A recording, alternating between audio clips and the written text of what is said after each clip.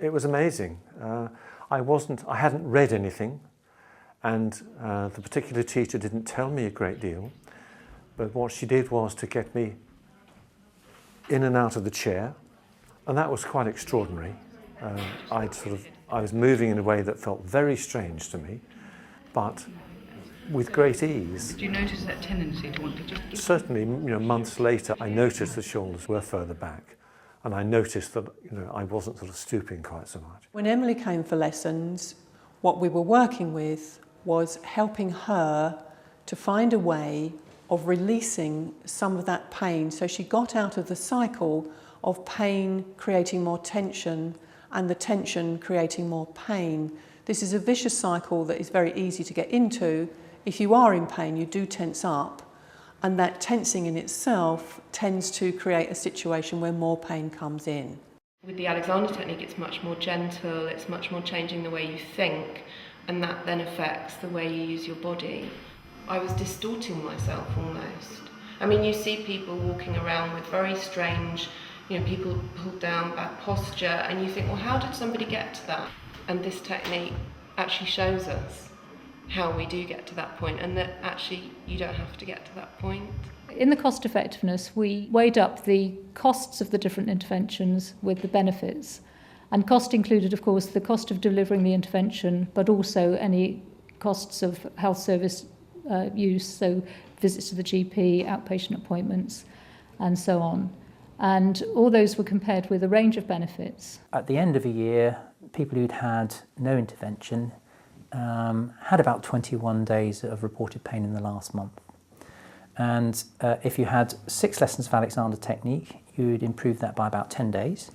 And if you had 24 lessons of Alexander Technique, you'd improve that by about 18 days. So you've gone down from 21 days to about 3 days of reported pain. So really quite a marked improvement. In healthcare, what we need to know is not only whether something's effective, but whether it's cost effective. And the standard measure that we use is the cost per quality adjusted life year. The threshold that NICE uses is somewhere between £20,000 and £30,000 per quality adjusted life year. And this combination of 6 lessons in Alexander Technique and an exercise prescription came in well below that threshold. Alexander Technique 24 lessons comes in at under £20,000 per quality adjusted life year, and both exercise prescription and 6 Alexander lessons come in at under £10,000 per quality adjusted life year. So it's very probable that these interventions, if you like, are cost effective for the health service.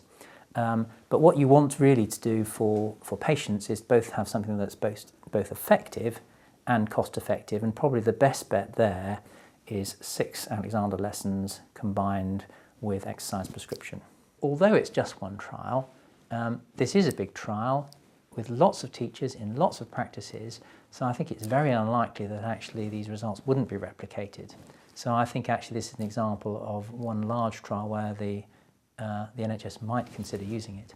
And certainly it's something that GPs can advise to their patients as something that is likely to be helpful. In the Alexander community, we're absolutely delighted that this trial has been done, because obviously for those of us who practice it and work with other people, we've seen the benefits for years and years and years. And yet it's been one of those things that's been quite hard to kind of get across, particularly to the medical profession, that it is something that can help a lot of people and doesn't involve drugs. So it's been really exciting to see the trial in progress and then to see the results that came out. The slight catch is that it's not a technique that's a magic bullet. It's something that you have to learn. And so you have to be prepared to put in time to learn it. It's one thing to show that something works in a private setting where people are likely to be highly motivated, they're paying for it. And it's another thing to show that it might work in a setting where it's been provided for you. So I think that's one of the great values of this trial. The fact that the BMJ have published this paper is wonderful.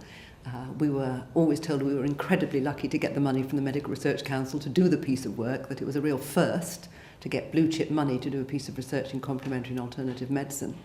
We're thrilled that the BMJ had enough confidence to publish it.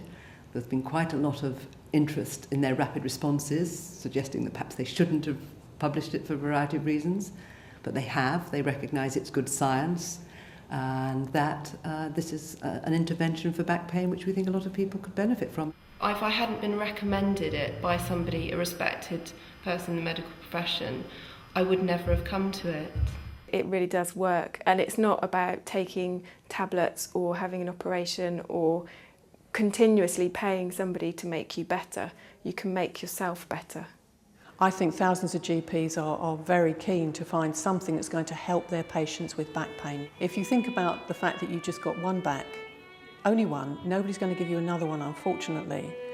And for the cost of, say, a holiday, you can invest in learning to look after your back, learning to look after yourself in a way that's going to last you the rest of your life. I think that's got to be good value for money.